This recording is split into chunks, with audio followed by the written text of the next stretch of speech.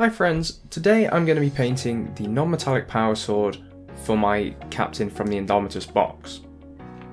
Last video, I painted the captain from the Indomitus box, with the exception of his sword. This is what I'm going to be doing today. Now, there are several different methods for painting non-metallic metals. However, as I don't yet have an airbrush and I'm still relatively new to painting, in fact this is my first time attempting any sort of non-metallic metal, I decided that wet blending would be the best choice for me. Obviously, like I said, this is my first time, so I wasn't going to jump in immediately going straight for the effect. Fortunately, I had some models, sprues left over from a Grey Knights strike team, which have plenty of swords to practice on, and that's what I did, to varying degrees of success. So this is the result of my practice attempts. Initially, I base coated with white. This would give me a nice solid coverage and then not darken the purple when I applied it over the top, as it is already a fairly dark purple. Moving on, I then applied blocks of the deep purple at the top and bottom of the sword on opposite sides and ends of the centre spine. Then I mixed a bit in with more white to create a brighter shade of purple, which I then used to fill in blocks in the middle of the sword, and then so on and so forth, lightening up with more white. Gradually building up to this smoothish transition.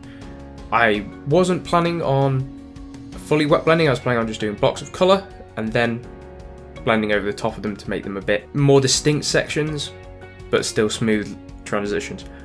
However, I think I made the mistake of over-thinning and having way too much paint on my brush that caused too much mixing between the blocks before they dried.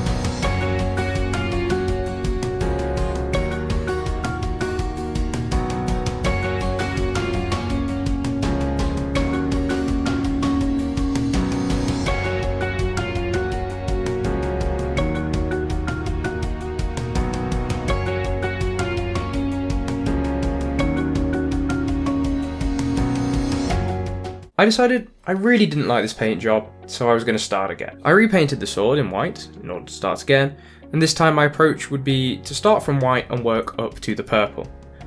To do this, I mixed purple, a very light purple, with a glazed medium in about equal parts, which I then applied over the white to make sure to kind of follow the same pattern on that I wanted. After this, I mixed in more purple and repeated the process to build up a nice smooth transition before going to a even darker shade with adding more purple in and repeating.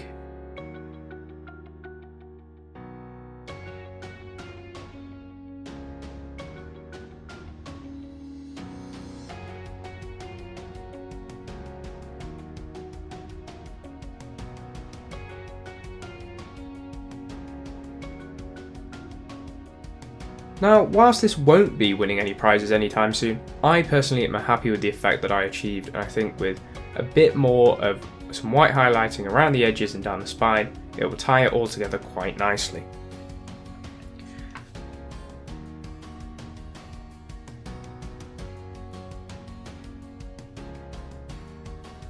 Initially, I reinforced the whites by just edge highlighting with white, then applying highlights towards the edge of the blade a little bit. Now, as it came to doing the spine, I initially tried this with my medium-sized brush. However, my brush control is lacking. So I decided to try a much smaller brush to see if I would have any more luck with that, which I did not. So, logically, the only option left to me was to try a bigger brush. And to absolutely nobody's surprise, this was also a bust. Now it was time to get radical. And whilst glancing around for a different size brush, I found this. I'm going to be completely honest, I saw the long and flat edge and thought that probably will work. However, this does have the potential to go very, very wrong very, very quickly.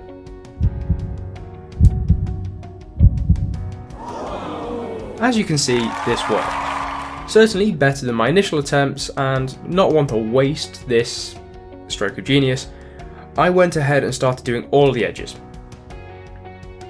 Now, this highlighting has added a lot more depth and tied the whole thing together as I intended, as well as going some way to hide my shoddy transitions. Overall, I quite like how the sword came out, and it certainly doesn't look too bad from 6 feet away when it's on the tabletop, which is what I was after.